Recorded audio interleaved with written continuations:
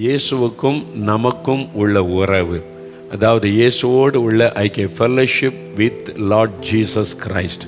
இயேசுவோடு நம்ம ஐக்கியப்படும் போது சில அனுபவங்களுக்குள்ளே கடந்து போகிற ஒன்று தேவனுடைய பிள்ளை என்கிற அனுபவம். சில்ட்ரன் ஆஃப் காட், நான் தேவனுடைய பிள்ளை, இயேசுவனுடைய பிள்ளை என்கிற ஒரு அதிகாரம், ஒரு ஆசீர்வாதத்தை பெற்றுக்கொள்வார். அப்பா, என் அப்பா பிதாவே என்று கூப்பிடும்படியான புத்திர சுவிகாரத்தின் ஆவியை பெற்று தேவனுடைய பிள்ளைகள் என்கிற அனுபவம். ரெண்டாவது, தேவனுடைய புத்திரர்கள், sons and daughters of God. அது என்பதாக ரோமர் 8:14 வாசிக்கிறோம். தேவனுடைய ஆவியினால் வழி நடத்தப்படுகிறவர்கள் தேவனுடைய புத்திரர் எனப்படுவாங்க. குழந்தையாக இருந்தவங்க ஆவிக்குரிய வாழ்க்கையிலே வளர்ச்சி பெற்று, இப்போ சின்ன பிள்ளையாக இருக்கிறது, ஸ்கூலில் படிக்கிற பிள்ளைகள்னால் சில்ட்ரன் அப்படின்னு சொல்லுவோம், குழந்தை அப்படின்னு சொல்லுவோம். அதே காலேஜில் படிக்கிறதா இருந்தால் என் குழந்தைன்னு சொல்லாமல் வீட்டில் கொஞ்சம் கொள்ளுவோம். ஆனால் மற்றவங்க சொல்ல என் மகன், என் பையன், என் புத்திரன், என்னுடைய மகள், என்னுடைய வாலிப மகள் அப்படி சொல்லுவோம். வளர்ந்துருக்கிறாங்க.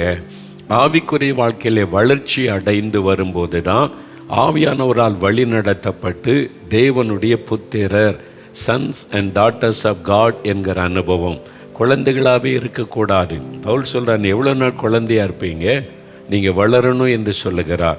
அப்போ அடுத்த லெவல் என்பது ஆவியானவரால் வழி நடத்தப்படுகிற அனுபவம். இந்த ஆவியானவரால் வழி நடத்தப்படணுமானா முதல்ல ஆவியினால் நிரப்பப்படணும். பரிசுத்தாவினால் நிரப்பப்படும் போது நாம் பரிசுத்தாவினால் நிரம்பி அந்நிய பாஷைகளை பேசி தேவனை துதிக்கிறோம். அதில் நீங்கள் 1 கொரிந்தியர் 14 எடுத்துக்கொள்ளுங்க. பைபிளில் 1 கொரிந்தியர் 14 முதல் 5 வசனம் நான் வாசிக்கிறேன். அன்பை நாடுங்கள், ஞான வரங்களையும் விரும்புங்கள், விசேஷமாய் தீர்க்க தரிசன வரத்தை விரும்புங்கள். ஏனெனில் அந்நிய பாஷையில் பேசுகிறவன் ஆவியினாலே ரகசியங்களை பேசினாலும் அவன் பேசுகிறதை ஒருவனும் அறியாதிருக்கிறபடியினாலே அவன் மனுஷரிடத்தில் பேசாமல் தேவனிடத்தில் பேசுகிறான். தீர்க்க தரிசனம் சொல்லுகிறவனோ மனுஷருக்கு பக்தி விருத்தியும் புத்தியும் ஆறுதலும் உண்டாகத்தக்கதாக பேசுகிறான். அந்நிய பாஷையில் பேசுகிறவன் தனக்கே பக்தி விருத்தி உண்டாக பேசுகிறான். தீர்க்க தரிசனம் சொல்லுகிறவனோ சபைக்கு பக்தி விருத்தி உண்டாக பேசுகிறான். நீங்கள் எல்லாரும் அந்நிய பாஷைகளை பேசும்படி விரும்புகிறேன். பவுல் அப்போஸ்தலன் மூலமாய் ஆவியானவர் விசுவாசிகளுக்கு எழுதின வார்த்தை. அந்நிய பாஷையை பற்றி, தீர்க்க தரிசனத்தை பற்றியும். முதல்ல அந்நிய பாஷை. அந்நிய பாஷையை பேசுகிறவன் என்ன செய்கிறான்னா தேவனோடு பேசுகிறான். தேவனோடு ஏன் தமிழில் பேசினா ஆண்டவருக்கு புரியாதா? ஆங்கிலத்தில் பேசினா புரியாதா? அவங்கவுங்க தாய்மொழியில் பேசலாம். அவங்கவுங்க தாய்மொழியில் பேசலாம், தெரிந்த மொழியில் பேசலாம். ஆனால் அந்நிய பாஷையில் பேசுவது என்பது தேவனோடு பேசுகிற அனுபவம். ரெண்டாவது, அவன் ரகசியங்களை பேசுகிறான். தமிழில் பேசினா ரகசியம் பேச முடியாது. தெரிந்த ஒரு மொழியில் பேசினா ரகசியமாக முடியாது. தெரியாத மொழியில் பேசினா தான் ரகசியம். அப்போ அந்நிய பாஷை என்பது நம்மை சிருஷ்டித்த தேவனோடு நாம் ரகசியம் பேசுவதற்கு தேவன் கொடுத்த ஒரு ஜெப பாஷை தான் அந்நிய பாஷை என்பது. அந்த வசனத்தை கவனிங்க. அவன் தேவனோடு பேசுகிறான், தேவனிடத்தில் ரகசியம் பேசுகிறான். அதனால் என்ன பிரயோஜனம்? அந்நிய பாஷையில் பேசுகிறவன் தனக்கே பக்தி விருத்தி உண்டாக பேசுகிறான். ஆவில நிரம்பி அந்நிய பாஷையில் பேச பேச பேச நம்முடைய பக்தி விருத்தி ஆகும். ஆவிக்குரிய வாழ்க்கையில் பலன் விருத்தி ஆகும். நம்முடைய விசுவாசம் விருத்தி ஆகும். நம்ம ஆண்டவரோடு உள்ள ஐக்கியம் விருத்தி ஆகும். பக்தி விருத்தி ஆகும். ஆண்டவர் மேல் உள்ள அன்பு விருத்தி ஆகும். அதனால தான் நிறைய பேர் பக்தி விருத்தியே ஆகிறதில்ல, குழந்தைகளாகவே இருக்கிறாங்க. சும்மா சர்ச்சுக்கு போகிறோம், காணி கொடுக்குறோம், வர்றோம், சண்டே கிளாஸ் போகிற பிள்ளைகள் இப்படியே சொல்கிறோம். பக்தி விருத்தியாக இருக்குதா? உங்களுடைய ஜெப நேரம் அதிகமாக இருக்குதா? உபவாசம் அதிகமாக இருக்குதா? நீங்கள் ஆண்டவரோடு அதிக நேரம் செலவு பண்ணுறீங்களா? இல்லை. இந்த ஆவில நிரம்பி அந்நிய பாஷை பேசுகிற அனுபவம் இல்லாததுனால ஒரு நாமினல் கிறிஸ்டின்ஸாக வாழுகிறோம். ஒரு வல்லமை இல்லாத கிறிஸ்தவங்களா, சும்மா பேருக்கு ஒரு ஜெபிக்கிற கிறிஸ்தவங்களா. நம்ம ஜெபித்தோம், இயேசு சுகம் கொடுத்தார், ஜெபம் பண்ணால் இயேசு இந்த அற்புதத்தை இதிலே மகிழ்ச்சி அடைகிற கிறிஸ்தவர்களாய் வாழுகிறோம். அதெல்லாம் கிறிஸ்தவ வாழ்க்கை. அது ஒரு நாமினல் ஒரு கிறிஸ்தவ வாழ்க்கை. ஆனால் ஆவியில் நிரம்பி அந்நிய பாஷை பேசும்போது தேவனோடு பேசுகிற, தேவனோடு நெருக்கமாகுகிற ஒரு அருமையான ஒரு உறவுக்குள்ளே கடந்து போகிறோம். அந்த ஜெபம் வித்தியாசமாக இருக்கும். அதனால தான் பவுல் சொல்லுகிறார், நீங்கள் எல்லாரும் அந்நிய பாஷை பேசும்படி விரும்புகிறேன். எல்லாருமே இந்த அனுபவத்தை பெறணும். ஆவில நிரம்பி அந்நிய பாஷை பேசுகிற அனுபவத்தை பெற வேண்டும் என்று வேதம் தெளிவாக சொல்லுது. அது கர்த்தருடைய வார்த்தை, கர்த்தருடைய விருப்பத்தை பவுல் எழுதுகிறார். அதனால தான் நீங்களும் பரிசுத்தாவில் நிரப்பப்பட்டு அந்நிய பாஷை பேசுகிற அந்த அனுபவத்தை நம்ம பெறணும். இந்த அனுபவம் பெற்றாதான் அடுத்த அனுபவத்துக்குள்ளே போக முடியும். அடுத்த அனுபவம் என்ன? ஆவியினால் வழி நடத்தப்படுகிற அனுபவம். இந்த பரிசுத்த ஆவியானவரால் வழி நடத்துகிற அனுபவத்துக்கு போகணுமானா முதல் ஆவியினால் நிரப்பப்பட்டு அந்நிய பாஷை பேசுகிற அனுபவத்தை பெறணும். அந்நிய பாஷை பேசுவது என்பது ஒன்று தேவனோடு பேசுவது, இன்னொன்று அந்நிய பாஷையிலே செபிப்பது, இன்னொன்று அந்நிய பாஷையிலே பாடுவது, இன்னொன்று அந்நிய பாஷையிலே தேவனுக்கு துதி சொல்லுவது, இன்னொன்று அந்நிய பாஷை பேசி தீர்க்க தரிசனம் உரைப்பார். இதெல்லாம் பைபிளில் இருக்குது. இதெல்லாம் இந்த 1 கொரிந்தியர் 14 அதிகாரத்தை கவனமாக வாசித்தீங்கன்னா உங்களுக்கு விளங்கும். அதனால் இவ்வளவு அனுபவங்கள் அதில் இருக்கிறது. ஆவிக்குரிய உன்னதமான அனுபவங்கள், பரிசுத்த ஆவினாலே வழி நடத்தப்படுகிற அனுபவம். ஆவியானவர் வழி நடத்தினார், ஆவியானவர் பேசினார்னு எப்படி சொல்ல முடியும்? எப்படி அந்த வழி நடத்துகிற அனுபவத்தை பெறுவது? முதலாவது வேதத்திலேருந்து சிலருடைய அனுபவத்தை பார்த்துட்டு ப்ராக்டிக்கலாக அனுதினம் நம்முடைய வாழ்க்கையில் சிலர் நினைக்கிறாங்க அதெல்லாம் ஊழியக்காரங்கிட்ட தான் கர்த்தர் பேசுவார், வழி நடத்துவார். நான் பிஸ்னஸ் பண்ணுறேன், நான் ஸ்டூடெண்ட்டாக இருக்கிறேன், நான் ஒரு வேலை செய்கிறேன், என்கிட்டலாம் ஆண்டவர் பேசுவார், வழி நடத்துவார். இது எல்லாருக்கும் உள்ள அனுபவம். இந்த அனுபவத்தில் வந்துட்டிங்கன்னா நீங்கள் ஆண்டவர் இயேசுவோட கொஞ்சம் நெருக்கமாக மாறிடுவீங்க. ஆண்டவருடைய குரலை கேட்கிற அனுபவம் வந்துடும். ஆண்டவர் உங்களோட பேசுவதை நீங்கள் கவனிக்கிற அனுபவம் வந்துவிடும். அப்போ நீங்கள் ஆண்டவரோட ஜெபத்தில் பேசுவது மாத்திரம் அல்ல, ஆண்டவர் உங்களோட பேசுகிற அனுபவத்தை நீங்கள் பெற்றுக்கொள்ள முடியும். முதல்ல வேதத்திலேருந்து சில காரியத்தை பார்க்கலாம். லூக்கா 4ஆம் அதிகாரம் 1ஆம் வசனம் பாருங்கள். இயேசுவின் வாழ்க்கையில் முதல்ல கவனிங்க. இயேசு பரிசுத்தாவினால் நிறைந்தவராய், ஆவினால் அவர் நிரப்பப்பட்டு விட்டார். இந்த அனுபவம் நமக்கு தேவை. இயேசு பரிசுத்தாவினாலே கன்னிமரியாள் கர்ப்பத்தில் கர்ப்பந்தரிக்கப்பட்டு பிறந்தவர். ஆனால் அவரும் பரிசுத்தாவினால் நிரப்பப்படுகிற அனுபவத்தை நம்ம வேத புஸ்தகத்திலே பார்க்கிறோம். அவர் நமக்கு மாதிரியை பின் வைத்தார். அதனால் அவரை போல நம்மளும் இந்த அனுபவத்தை பெறணும் என்பதுதான் அவருடைய விருப்பம். அவர் பரிசுத்தாவினால் நிறைந்தவராய் யோர்தானை விட்டு திரும்பி ஆவியானவராலே வனாந்தரத்திற்கு கொண்டு போகப்பட்டார்.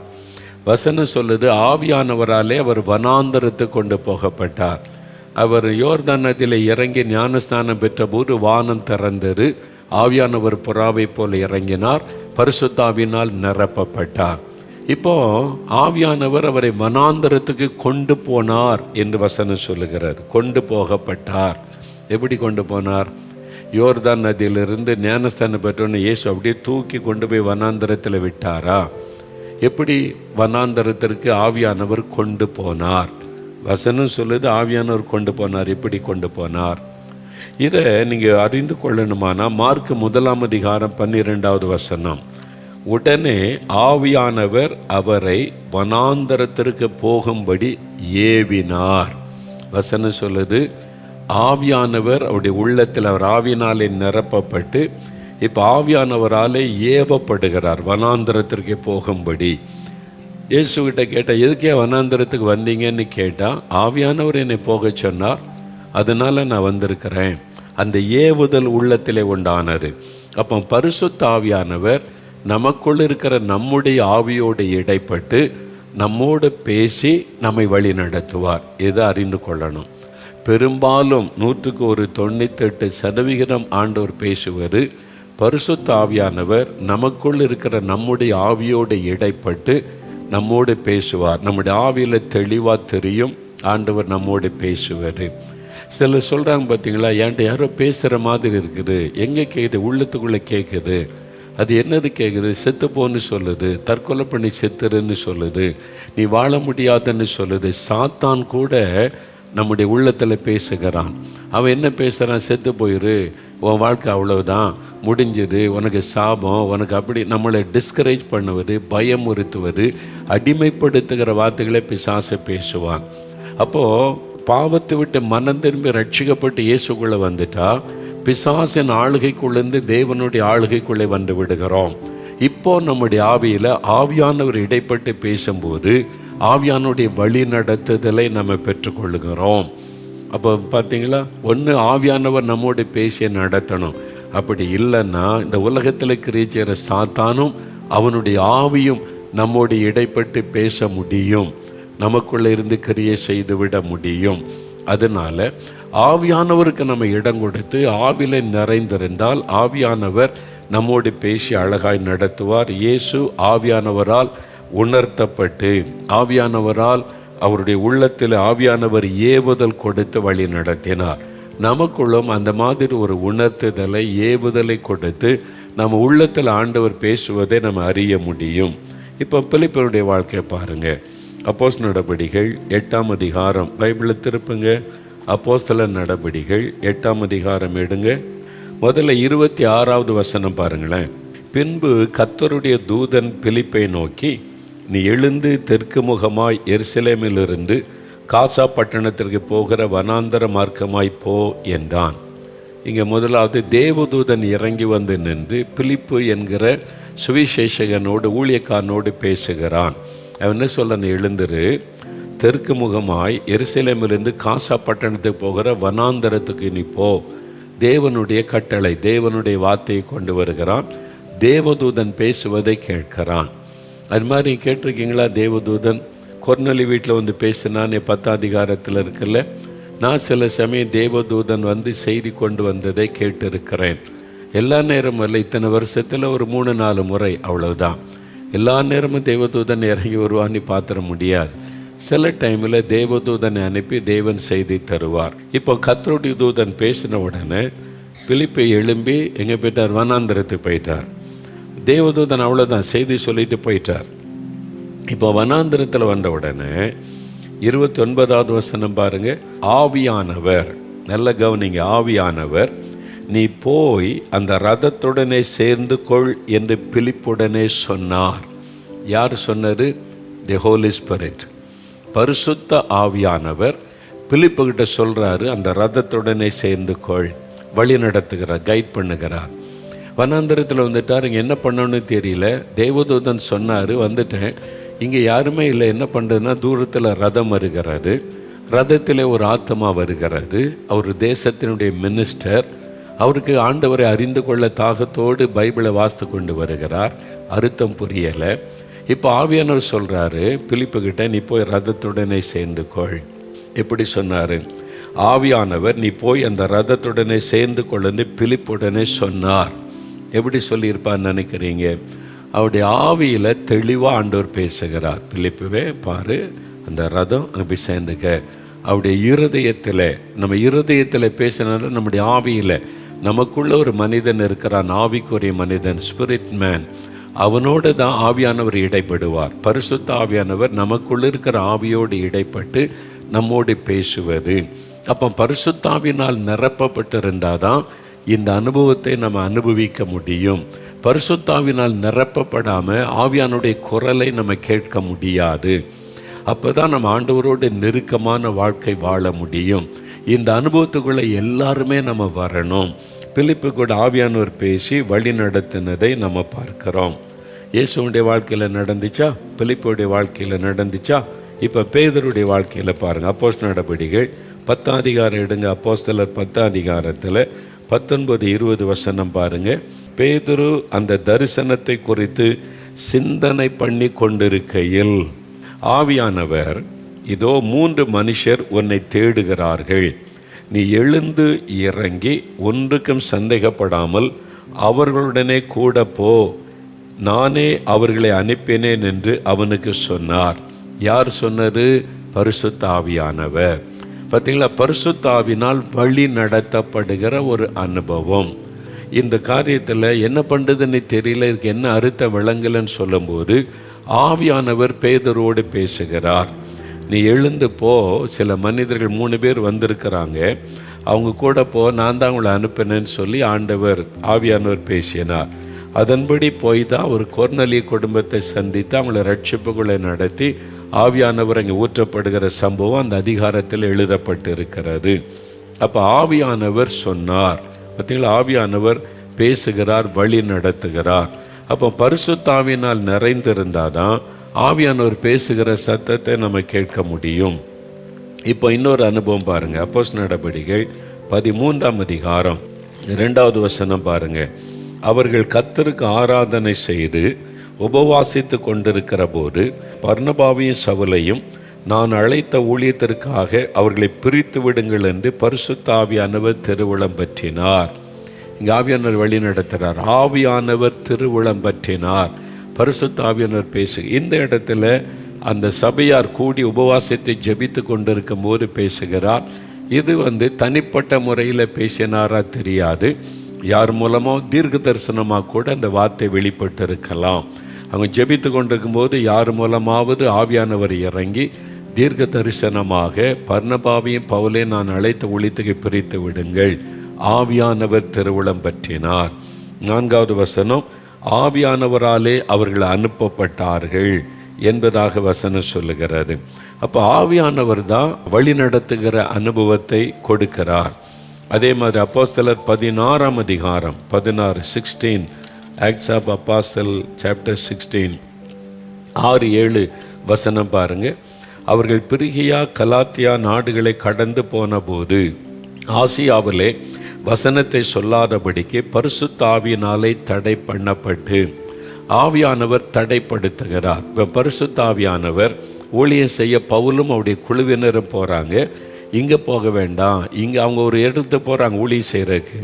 ஆவியானவர் தடைப்படுத்துகிறார், இங்கே போக வேண்டாம், அந்த தடைப்படு. 7வது வசனம், மீசியா தேசம் மட்டும் பித்தினியா நாட்டுக்கு போக பிரயத்தனம் பண்ணினார்கள். இவங்களே சரி இப்போ இங்கே போக வேண்டாம், அப்போ இந்த இடத்துக்கு போகலான்னு இவங்களே ஒரு பிளான் போடுறாங்க. பிளான் போட்டு மீசியா தேசம் மட்டும் பித்தினியா நாட்டுக்கு போகலாம், அங்கே நம்ம போகலையே அப்படின்னு இவங்களே ஒரு பிளான் போடும்போது ஆவியானவர் சொல்கிறாரு, ஆவியானவரோ அவர்களை போக ஒட்டாதிருந்தார். நோ, அங்கே போக வேண்டாம். ஆவியானவர் பார்த்தீங்களா தடைப்படுத்துகிறார். அதன் பிறகு கீழே வாசித்தா ராத்திரிலே ஒரு தரிசனத்தை ஆண்டவர் கொடுத்து மக்கதோனியா நாட்டுக்கு போகும்படி வழி நடத்துகிறார். இங்கே ஆவியானவர் பவுலையும் அவருடைய குழுவினரையும் வழி நடத்துகிறார். பரிசுத்த ஆவியினாலே வழி நடத்தப்படுகிற ஒரு அனுபவத்தோடு அவங்க வாழ்ந்தாங்க. அப்போ ஆவியானவர் பேசுகிற சத்தத்துக்கு கவனமாய் செவி கொடுத்தார்கள். ஆவியானவர் வழி நடத்தினார் என்பதாய் பார்க்கிறோம். இந்த ஆவியானவர் எப்படி பேசுகிறார் அப்படின்னு பார்த்தீங்கன்னா ரோமர் 8ஆம் அதிகாரம் 16வது வசனம் பாருங்க. நாம் தேவனுடைய பிள்ளைகளாய் இருக்கிறோம் என்று ஆவியானவர் தாமே நம்முடைய ஆவியுடனே கூட சாட்சி கொடுக்கிறார். பரிசுத்த ஆவியானவர் நம்முடைய ஆவி. மனிதன் ஆவி, ஆத்மா, சரீரம் 3 பகுதிகளை உடையவன். சரீரம் வெளியே எல்லாரும் பார்க்க முடியும், தெரிகிறது. நம்முடைய ஆத்மா நமக்கு தெரியாது. அதுதான் ஒரு ஜீவ ஆத்மா. மனுஷனுக்குள்ள ஒரு ஆத்மா இருக்கிறது, அழியாது. அந்த ஆத்மா ஒரு நாள் அழியாது, ஆன்மா அழியாதுன்னு சொல்ல அழியாது. ஆனால் மனுஷனுக்குள்ள ஒரு ஆவி இருக்குது. இந்த ஆவி தான் நம்ம உண்மையான மனிதன். இது சரீரம்தான். உண்மையான மனிதன் என்னென்னா உள்ளுக்குள்ளே இருக்கிற ஆவி தான். அந்த ஆவி போயிட்டா சரீரம் அவ்வளோதான், பிணம், அவ்வளோதான், பேசாது, உணர்ச்சி இருக்காது, ஒன்றும் ஆகாது. அந்த ஆவி இருக்கும் வரைக்கும் தான் சரீரத்துக்கு உணர்ச்சி இருக்கும், பேசும், செயல்பட எல்லாமே. அந்த ஆவி தான் உண்மையாக நாம் உள்ளுக்குள்ளே இருக்கிற கண்ணுக்கு தெரியாது.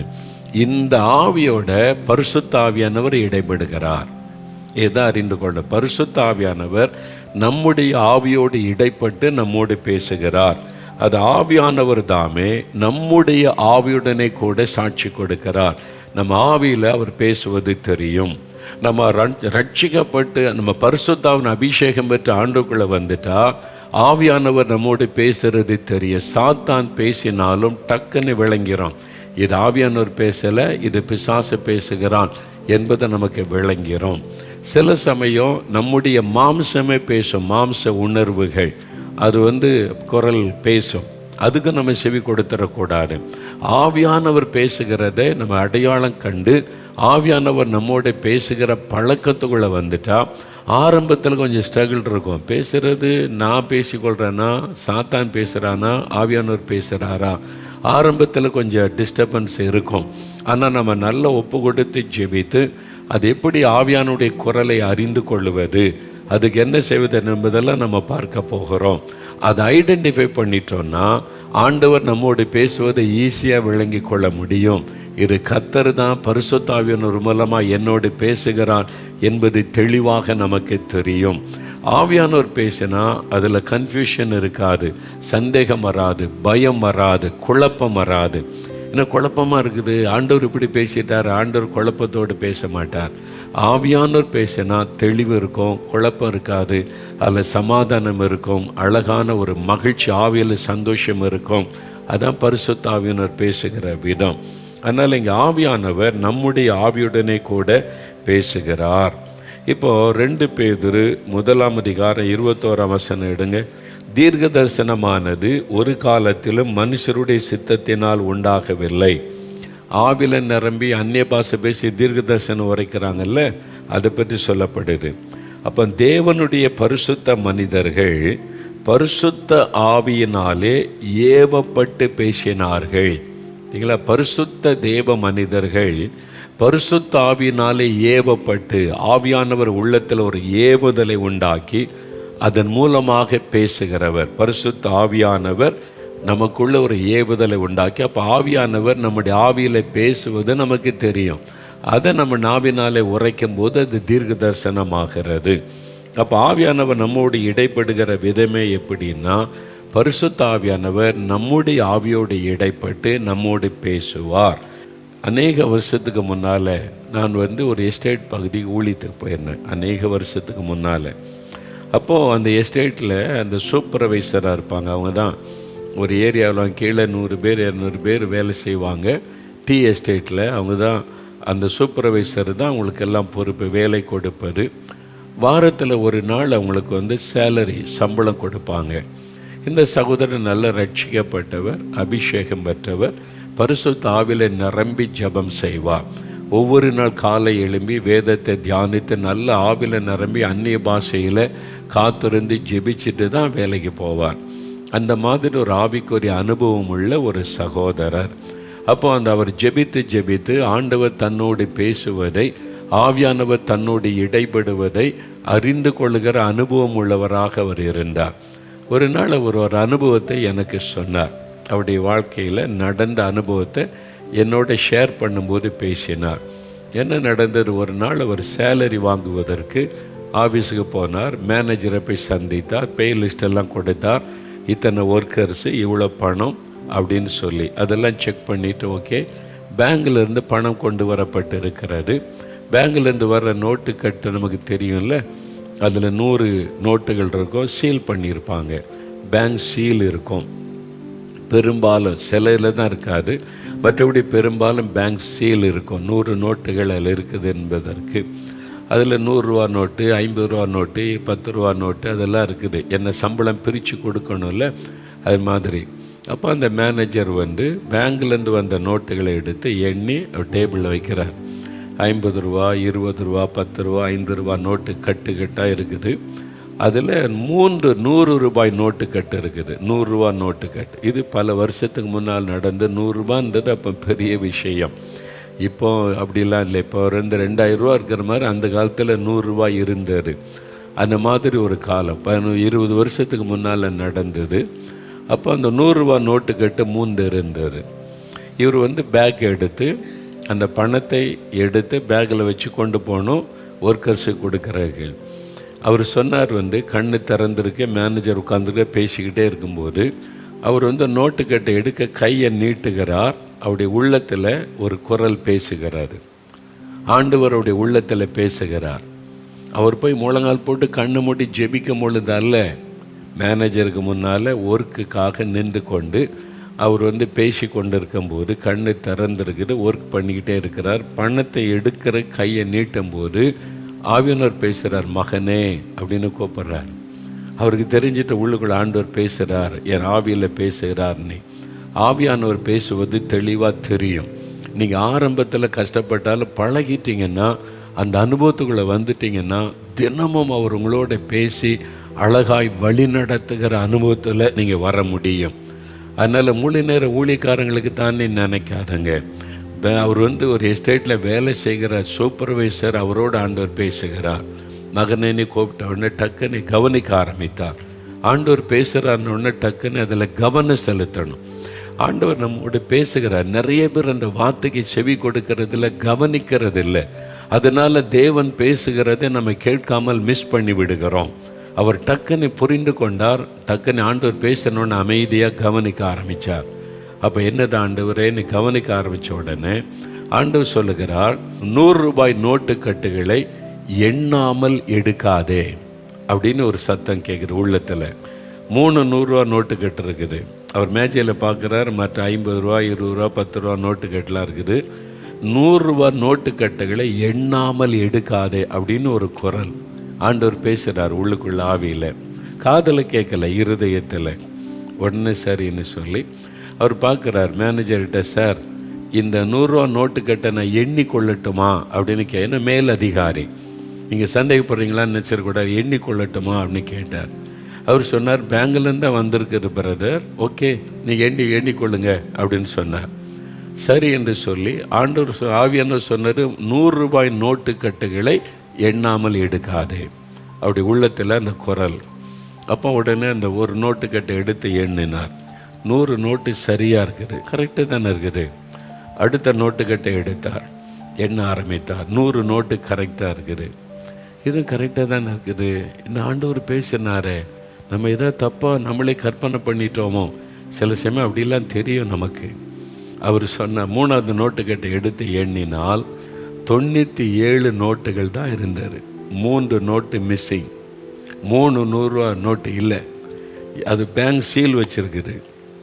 அது எண்ணுனா 97 தான் இருக்குது. திருப்பி எண்ணினா 97 தான் இருக்குது. அவர் சொன்னார் மேனேஜர்கிட்ட கொடுத்து, சார் இதை எண்ணி பாருங்கள் 97 தான் இருக்குதுன்னு. இல்லை பேங்கில் சீல் வச்சு வந்திருக்கு, 100 இருக்கணுமே. இல்லை எண்ணி பாருங்கள். அவர் எண்ணி பார்த்தா 97, திரும்ப எண்ணி பார்க்க 97, அவ்வளோதான் இருக்குது. ஆமாம் 3 நோட்டு மிஸ் ஆகுது, இது எப்படி? அப்போ பார்த்தீங்கன்னா, அப்போ இவர் சீலை உடைச்சிருந்தான்னு வைங்க, இது கட்டு பேங்க்லேருந்து வந்திருக்கு 100 இருக்கும்னு நினச்சி அவர் போய் ஒர்க்கர்ஸுக்கு சேலரி கொடுக்கும்போது அந்த கட்டை உடைச்சிருந்தா இவருக்கு 300 ரூபா நஷ்டம். இவர் தான் போட்டிருக்கணும். யார் சொன்னாலும் நம்ப மாட்டாங்க. பேங்க்லேருந்து வந்ததே 100 நோட்டு இருக்கும், நீ தான் எங்கேயாவது மிஸ் பண்ணியிருப்பேன் எடுத்திருப்பேன்னு சொல்லி. இப்போ சீலோடு இருக்குது. மேனேஜர் எண்ணி பார்க்குறாரு, 3 நோட்டு குறைகிறது. அதில் 3 நோட்டு குறைவாக இருக்குன்னு ஆண்டவருக்கு தெரியும். அதை தன்னுடைய பிள்ளைக்கு தெரியப்படுத்துகிறார். பார்த்தீங்களா, என் பிள்ளை நஷ்டமாகிடக்கூடாது. இப்போ ஆண்டவர் அவரோடு பேசி, ஆவியானவர் பேசி கைட் பண்ணுகிறார், வழி நடத்துகிறார். அவர் சொன்னார், பிரதர் அதனால எனக்கு வரக்கூடிய நஷ்டத்திலிருந்து கர்த்தர் காப்பாற்றினார். இது மாதிரி இன்னும் 2 3 அனுபவங்கள் சொன்னார். வேலையில் ஆவியானவர் எப்படி என்னை வழி நடத்துகிறார், எவ்வளோ அழகாய் வழி நடத்துகிறார் என்று இன்னும் சில அனுபவம்லாம் நம்முடைய அனுதின வாழ்க்கையில் ஆவியானவர் அழகாய் நடத்துவார். இந்த அனுபவத்துக்குள்ளே வந்துட்டா நீங்கள் வரணும்னு கர்த்தர் விரும்புகிறார். வாலிபர்கள், வாலிப மகள், பெரியவங்க எல்லாருமே இந்த ஆவியானவரால் வழி நடத்தப்படுகிற அனுபவத்துக்குள்ளே வரணும். அப்போ தான் நம்ம அவருடைய புத்திரராக முடியும். இல்லைன்னா குழந்தைகளாகவே இருப்போம். இன்னும் எவ்வளோ நாள் சின்ன பிள்ளைகளாக இருப்பீங்க. அடுத்த லெவலுக்கு வரணும், வளரணும். ஆவியானவர் நம்மோடு பேசுகிறத கவனிக்கணும், இடம் கொடுக்கணும். ஆவியானவர் என்னோடு பேசுகிறார், என்னை வழி நடத்துகிறார் என்ற அனுபவத்தில் நம்ம வாழணும். அதைத்தான் ஆண்டவர் விரும்புகிறார். ஒரு நிமிடம் அப்படியே வலதுகரம் உயர்த்துங்க. ஆண்டவரை பார்த்து சொல்லுங்கள், ஆண்டவரே நான் குழந்தையாக இருக்க விரும்பலை, நான் புத்திரனாய் மாற விரும்புகிறேன். ஆண்டவரே முதிர்ந்த அனுபவத்துக்குள்ளே வர விரும்புகிறேன். நான் ஆவிக்குரிய அனுபவத்தில் வளரணும். உம்முடைய குரலை கேட்கணும், உம்முடைய சத்தத்தை கேட்கிற அனுபவம் எனக்கு வேணும். உம்மால் வழி நடத்தப்படுகிற அனுபவம் எனக்கு வேண்டும்.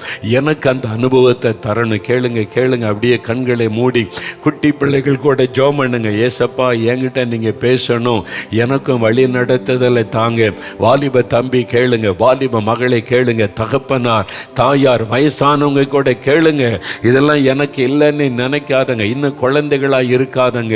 ஆண்டவரே எனக்கு இந்த அனுபவத்தை தாரும், ஆவியானவரால் வழி நடத்தப்படுகிற அனுபவத்தை தாரும். இன்னும் உம்மோடு நெருக்கமாக நான் வாழணும், உம்மோடு கூட உம்முடைய குரலை கேட்டு, உம்முடைய சத்தத்தை கேட்டு, உம்முடைய சித்தம் செய்து உமக்கு பிரியமான வாழ்க்கை வாழ என்னை ஒப்பு கொடுக்கிறேன். அந்த அனுபவத்தை தாரும் தாரும், ஒவ்வொருவருக்கும் தாரும். ஒவ்வொருவருக்கும் இந்த அனுபவத்தை கொடுத்து ஆசீர்வதியும். தொடர்ந்து இதை குறித்து உம்முடைய பிள்ளைகளோடு பேசும். இயேசு கிறிஸ்துவின் நாமத்தில் ஜெபிக்கிறோம் பிதாவே. ஆமேன், ஆமேன்.